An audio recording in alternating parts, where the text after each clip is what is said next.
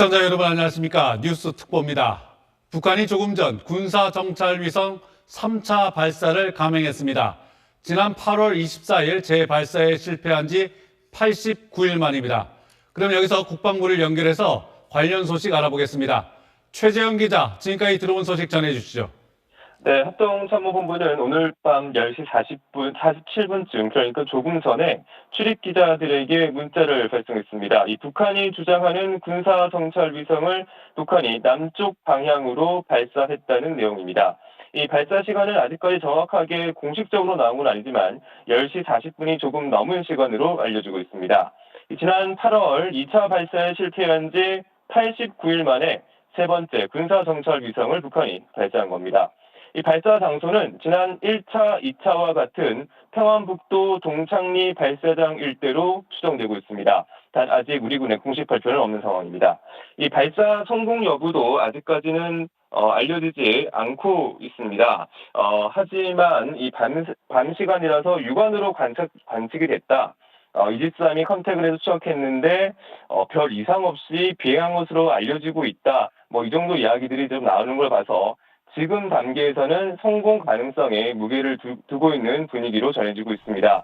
한 12시 가정이 조금 넘으면 우리나라와 미국의 한미 정보당국의 판단이 있을 것으로 그렇게 예상이 되고 있습니다. 이 합동참모본부는 지금 현재 말씀드린 것처럼 이 발사 때 비행 속도나 고도가 어떻게 되는지 정확한 지형을 분석 중이고 경계 태세를 격상한 가운데 아주 긴장한 상태로 분석을 진행 중에 있습니다. 이 앞서 일본 해상보안청은 이 북한으로부터 내일 날짜인 27일 0시부터 다음 달 1일 0시 사이에 위성용 로켓을 발사하겠다는 통보를 받았다고 밝혔습니다.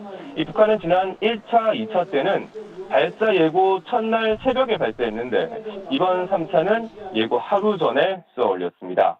이 북한은 앞서 지난 5월 말과 8월 말에 군사정찰 위성을 두 차례 발사했고 모두 발사에는 실패했습니다.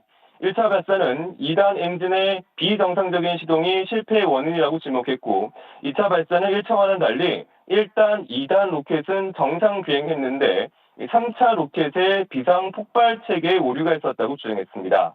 이번 북한의 3차 발사는 30일로 예정되어 있는 우리 군사위성 발사를 의식한 것으로도 보입니다.